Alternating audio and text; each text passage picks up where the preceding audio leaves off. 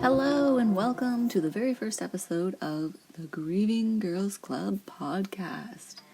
I'm your host, Shelby, and get ready for a grieving good time. Alright, so I've decided to create this podcast as a way for people to come together and talk about the rawness of grief. One thing I've learned about grief is that you have to make light of it. When you keep it in the dark, it doesn't make an easy path for healing. I just want to make it clear that this podcast isn't just for those of you grieving a human. Animal grievers are always welcome too. I have a dog myself and we aren't even going to go there, but you are always, always welcome. Relationship grief, it's a thing, and this might just be what you're looking for. So grab a cup of something, a cozy blanket, and let's get started. I hope you all continue to come along on this storytelling, all directions grieving adventure with me and learn a thing or two about your grief and how to manage it in this crazy ass world. Excuse my language. I want to thank everyone who is joining today. It takes a lot of courage to acknowledge our true feelings and to find solutions to help move on from our emotions that may be causing us to feel stuck, especially with grief. It's so linear. You never know how you're going to feel from one day to the next. As time goes on, things become clear, but the pain and that feeling, they never really go away. We learn to live with it and create life with it. We create a space for it, a space that's healthy, and a space that is safe. So buckle in. This is a journey, a long one, but once you found the right tools, it makes it easier to process it day by day. One day you'll look back and wonder how you got where you are. One thing is time. Another thing is faith. Faith not only in yourself, but to progress forward. In the idea that one day the negative impact that grief once had is now going to flourish into something beautiful. So, I believe one of the best forms of healing is storytelling. Sharing stories and experiences really opens up the gates and it sheds light on how grief makes us feel and how we can come together to help heal and find peace within our hearts again. The content presented in our podcast is solely on grief, including but not limited to our stories and healing journeys. I would love to invite people on to talk about their personal experiences, whether you want to write or join in person. Right now I'm just doing audio recordings, but video could be an option one day.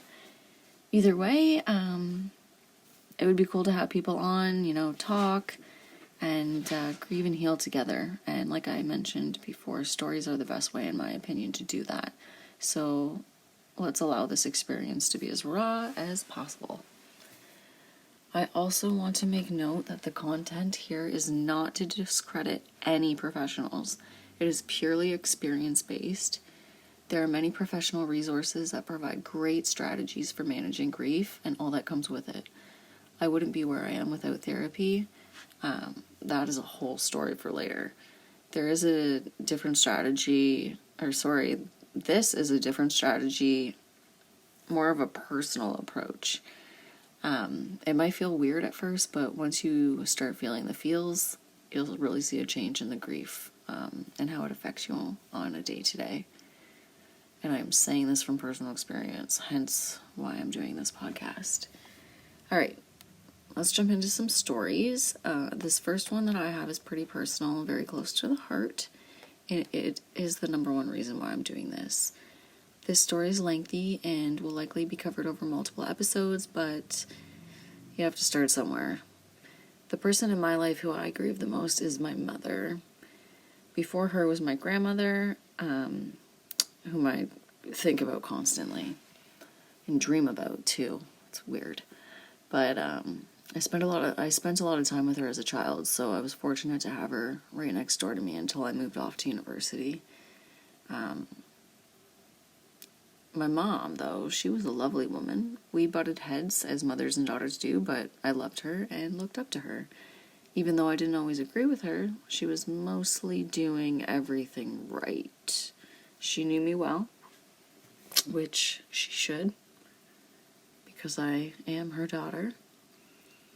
But a lot of the early parts of this story, they're kind of a blur. I think the grief set in early, anticipated grief, as they call it.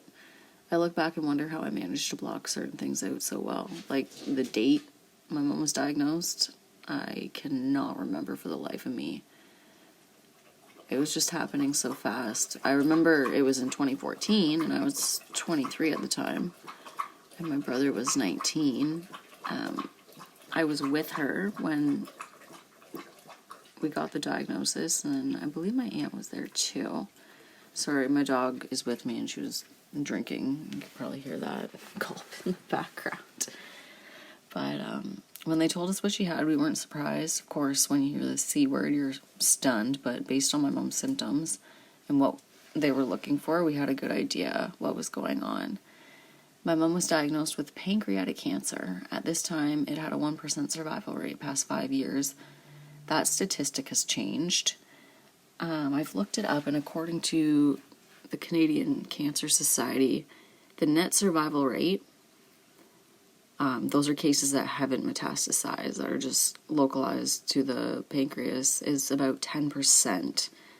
As cases have grown over the years, there's more knowledge around this type of cancer, so I believe they said pancreatic cancer that is metastasized, which it's invading other organs, is approximately 2%, meaning this rate has increased 1% over the last 5 years, which is better than nothing. Although this type of cancer is showing increased survival, it's still considered a silent killer because it's usually found in its later stages, like 3 or 4, due to the location. The pancreas is just so deep that it's hard to uncover things unless you really get in there, which is very invasive. So the Whipple procedure, which removes cancerous tumors from the head of the pancreas, is an option to help increase longevity. This surgery is a risk, but in my mom's case, it got her a couple extra years of life. I remember her surgery was around 8 hours, and it was a life or death situation, and thank God above we got her for 4 extra years out of that. So so she had that surgery, and in the first 2 years after that, she had a couple rounds of chemo. The cancer stabilized, and then she ended up going back to work and tried to start living normally again. But then lo and behold, her symptoms started coming back, and after follow-up, the cancer was appearing in different areas. It ended up in her lungs. It was already in her lymph nodes to begin with, but it did go to her lungs. After a little bit more back and forth, lots of chemo, the cancer started spreading further, and it ended up in her spine. This was, I think, in the last year that it got that far. I can't remember what her chemo was called. I do know she was in a study, though. She did opt out of getting radiation because she was terrified after hearing stories from other people. But the chemo was enough for her anyways. It made her so sick, and as soon as she would start feeling good, her next chemo appointment would appear. So it's like she never got a break. I could see her starting to lose the ability to fight physically and mentally, and there was just almost nothing left of her.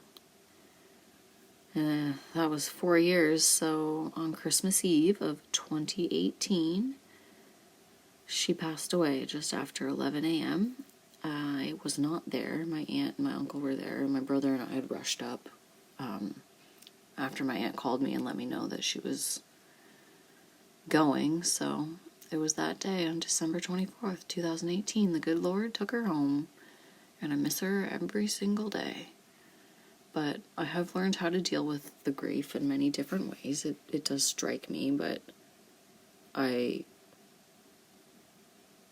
don't let it get me like it used to. Like, it comes up, but I'm able to put it... I don't know. It's not that I put it aside, it's that I have a way to process it in that moment where it's not going to affect anything I'm doing or anyone around me. Like, I've just learned. It's also, I've had time. It's not like I was like that right away. It's taken a lot of time. And a therapy that I'd love to talk about later called EMR. But I also think it helps that I was anticipating the grief during the 4 years. If you're wondering what anticipatory grief is, I'm sure you know, but it's just grieving the person before they've died. It can be daunting, but I feel like while it's happening, it doesn't make sense, but then later on, it makes all the sense. But if anyone's ever interested in an episode veered around pancreatic cancer alone, different procedures, maybe we can get an expert on here, I am game. Because straight up, a lot of that was a blur. There was so much happening. I was just settling into my career. It's like I missed so much information around it because I was so distracted and worried. So it'd be really cool to have somebody like come on and talk about maybe the science and the facts more or less about pancreatic cancer. Anyways, yeah, send me your stories, concerns, knowledge, and we can definitely dive deeper into this topic alone. Obviously, other topics are welcome too. This one in particular just hits home, and there's also Pancreatic Cancer Awareness Month coming up in November. So get your purple lights out, represent. Also, remember, I want this to be a safe place where people can be themselves and heal. It's not therapy, it's just considered a hobby to help your grief. So that's kind of a summary of my story anyways. There's a lot more to it, obviously, and there are a lot of things I remember and feelings and things and everything, you know. But I'm gonna be done with that story for now. And in the next couple of episodes, I would love to talk about triggers. You know, the things that turn our grief on full amp. The things we went to therapy for to help kind of decrease them and work on them so that they're not affecting us on our day-to-day. Yeah, those. We should talk about those. EMR, which I mentioned a few minutes ago, is something that helped me with my triggers, so definitely a topic of discussion for a future note. I think these could be hot topics, and it would be super cool to know some of the therapies and strategies that people have used to manage their triggers and grief. And that's all I got for you guys for this very first episode, so thank you so much for listening today. Yeah, this was short and sweet, but I'm going to come back every 2 weeks with a new episode for content. It's kind of going to be a go with the flow type of ordeal right now. I have mentioned some topics I'd love to talk about throughout this podcast. But yeah, I would love to have people join, talk about their stories, experiences, strategies, things that have worked over time. Send me a DM on Instagram. My tag is at the Grieving Girls Club, and we can chat and get something set up. I really hope you get something out of this, and eventually you're able to walk through this life without heavy hearts. In the meantime, everyone stay healthy, try your best, because guess what? Your best is going to get better every day. Got grief? Well, we're going to rock that right out of your minds and bodies. I'd also like to dedicate this episode to my grandmother. Today marks the 14th year anniversary since the good Lord took her home as well. So, yeah, 14 years already. Anyways, until next time, thanks for joining.